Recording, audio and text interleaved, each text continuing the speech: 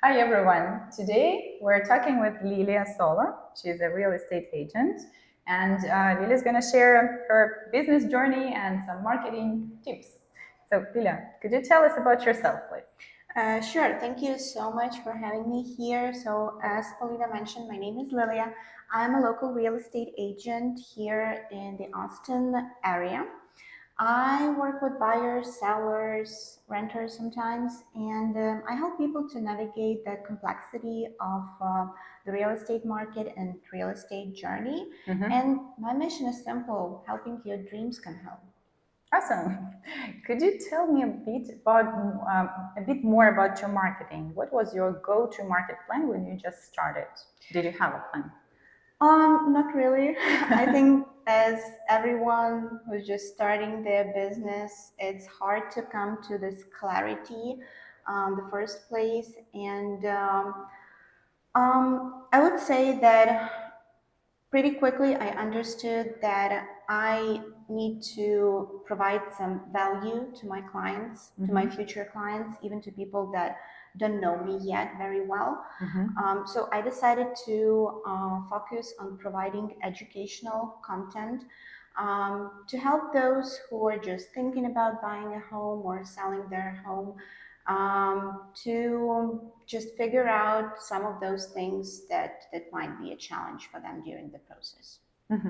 But to figure out what kind of content and educational content you need to produce and create, you probably had to figure out who is your ideal client first, right? And what's your audience? How could you describe them? Sure. I would not say that I have some kind of like ideal client. I like to work with everyone. I work mostly with buyers. I would say I have a lot of first time home buyers. So this is a very special category of clients who are doing this for the first time, who have a lot of questions, who have a lot of worries and concerns, and that's understandable because this is a very important decision and one of the biggest investments in someone's life.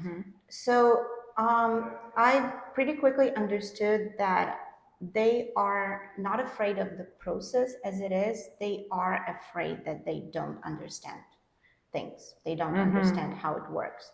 So my approach is educational. I try to explain everything as detailed as I can. And of course, I always mention that I'm very open to any questions you may have. There are no bad questions, no stupid questions.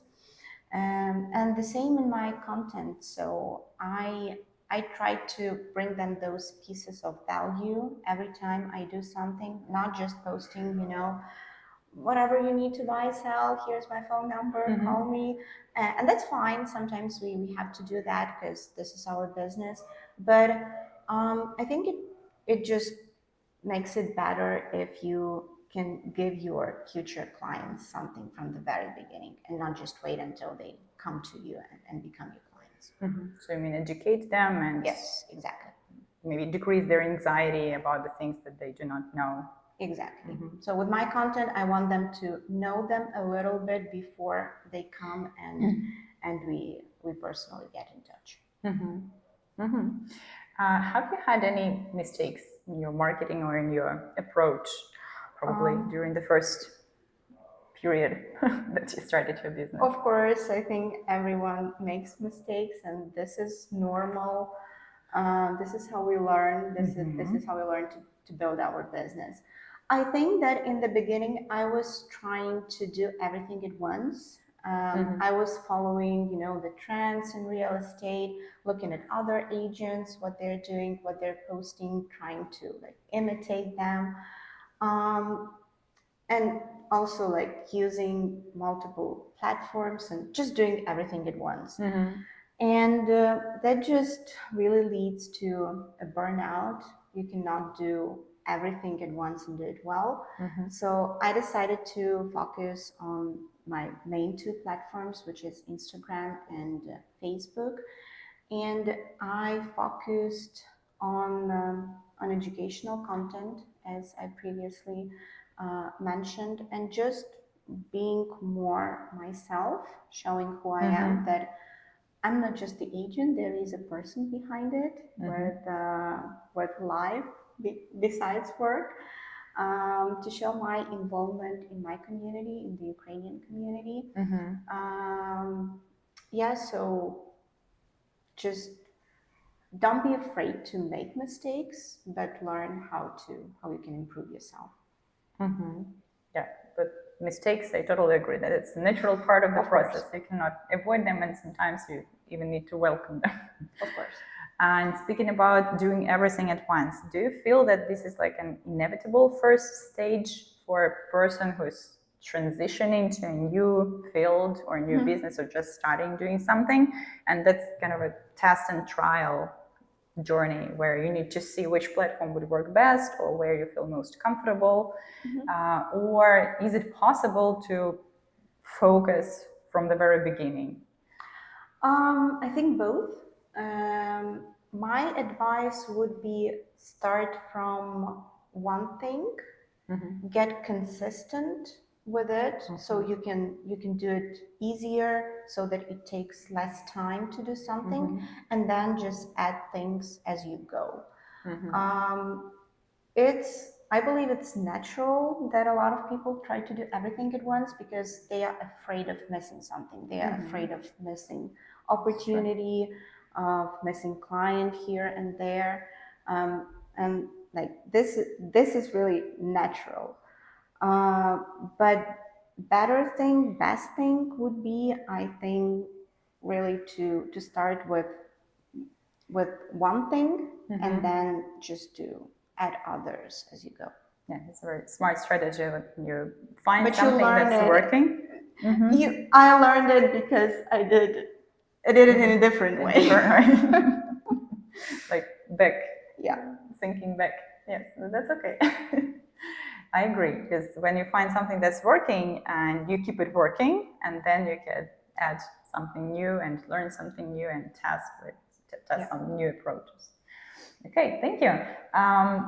So you've already mentioned what's working best for you in marketing and your biggest mistake. What are the things that you would like to try? Maybe something that you still haven't tested yet. I think showing more the journey of my clients. I mean, the whole process, how we look for houses, how the whole transaction in real estate goes. So more like behind the scenes. Also showing my typical day. It's hard to say there is a typical day in the realtor's life, but showing what we do, because there are a lot of things that people don't see, that we do to for them to have it, like, not perfect, but have it in the best way. So there are a lot of things that stay behind the scenes. So maybe showing this more, so they understand the value of having someone behind their back as they go through the real estate transaction. Yeah, so knowing something that is typically behind the scenes and understanding how it all comes together and what's involved, right, in this whole process.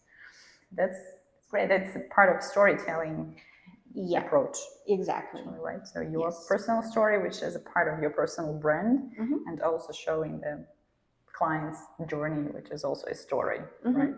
And I love the storytelling approach format, and I do try to apply it as well. So every time, for example, when I make a post about closing, that my clients close their home, they purchase their new home, I try to tell their story a little bit, who they are, why they decided to buy a home, and a little bit about the transaction itself, because there are no standard transaction. Every time is different, because each person's situation is different.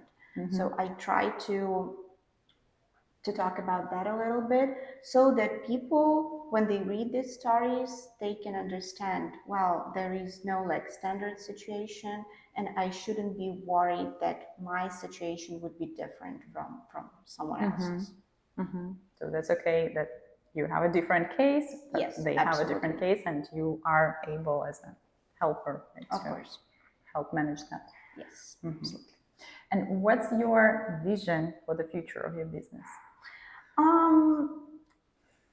I still want to continue my business grow organically because this is what's happening now.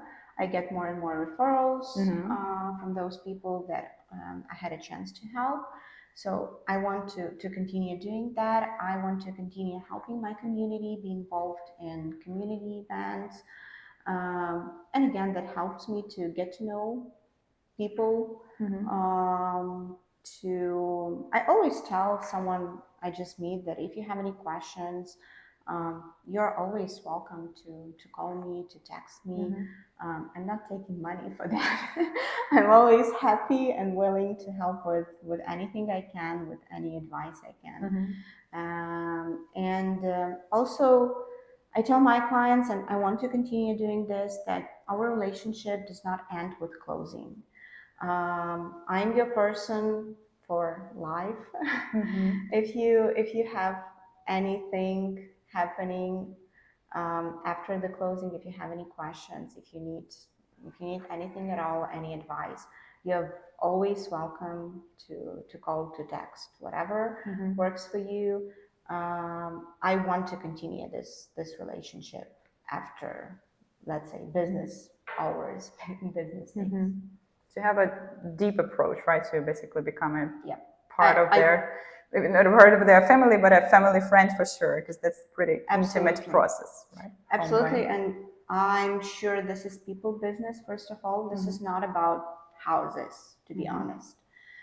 This is about people. This is about relationship with people and trust and transparency. Because it doesn't matter how big or small the house is, how beautiful or not so beautiful it is. It's about the support they feel from someone who is helping them to go through this process, through this journey.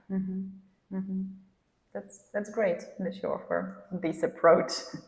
So, and for scaling your business, do you see it in numbers, or do you see it in like how you described it, in the way you communicate with people, or do you have certain like intensity that you would like to have? It's hard to talk about numbers, really. Well, of course, the bigger the better, right? As in every business, I have intention, like in scaling exponentially. Um, I have intention to attract more clients by doing some workshops, by doing, let's say, first-time home buyers seminars, so they can get more and more information. They can ask questions in person. So these are like tools I'm seeing I can apply further to grow the business. So this sounds like community building approach. Mostly, yeah. So this is not something new. This is just what I'm doing right now. I see it's working, and I believe it's just worth continue doing that. Thank you. And speaking about the mental side of running a business, have you seen any mental blocks or challenges that everybody sees them on the business journey, but what were yours? What were challenges that you faced? So as you know, I was not doing real estate for my whole life. I started this new career when I moved here to the US. I worked in tech industry before. So that was challenging because I had to change everything at once. And I would say the imposter syndrome was something I faced with. Like not being sure this is something I need to do, lacking the confidence. And that confidence, of course, it comes with time as I gained more knowledge, as I gained more experience. And I think like pretty much everyone who is changing careers, who is switching from one field to another one, can have that, and that's normal. Just don't be afraid to move on. Believe in yourself, and you'll absolutely make it. So you overcame the imposter syndrome symptoms, but just doing what you're doing and pushing Yes, it back, right? I think so. And also, I did not realize this from the very beginning, that there are a lot of things you cannot control, but I'm worried about them.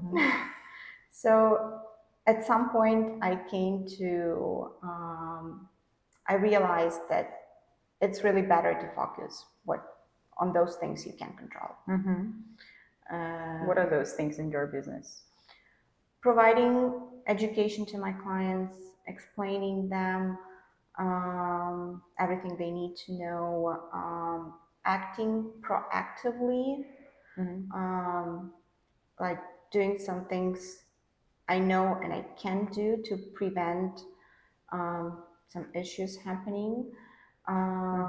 Just communication is key. Always staying in touch with everyone who is involved in real estate transaction, not just disappear at some point. So yeah, I believe that the real estate transaction is a lot about communication, and a lot about staying transparent and clear, and providing as much information as you can. Does your inner critic talk louder than your inner cheerleader usually? Or it depends? It depends. Well, in the beginning, as I just started, it was more critic there than cheerleader.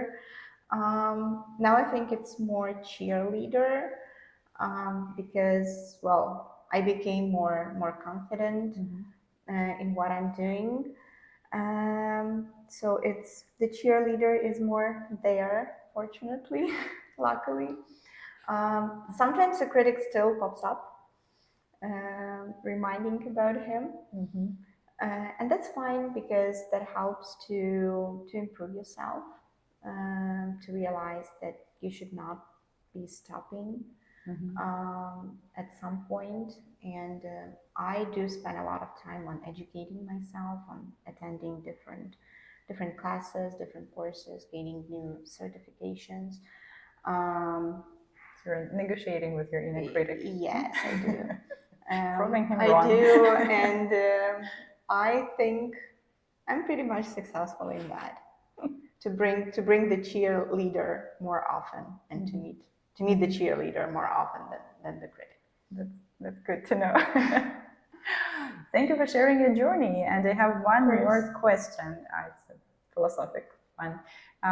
What would you say to the people? Like, what advice would you give the whole humanity if you knew that they would hear you and listen? What could improve the world? That's a tough question. There are so many things to say. We don't have so much time. Just the essence. I would say the main thing, the main advice, be kinder to other people and to yourself as well. We are all trying to figure it out. We are all trying to understand how the world works. That's true. Even if we've lived here for a while, just really be kinder, and you will see that things will start working a different way, and that life will be treating you at least a little bit better. Also kinder back. Right. Thank you so much. It was Of course, my pleasure to meet you. Thank you so much for having me. Thanks for sharing your journey. Bye, everyone.